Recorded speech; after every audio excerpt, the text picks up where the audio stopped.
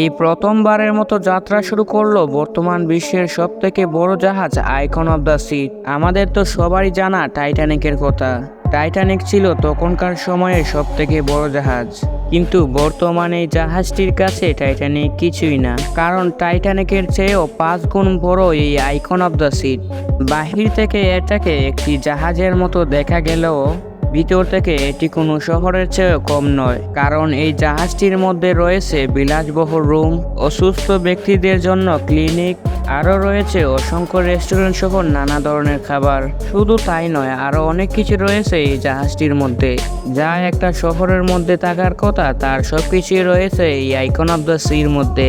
এই icon of the sea হলো বর্তমান বিশ্বের সবথেকে বড় এবং বিলাসবহুল জাহাজ।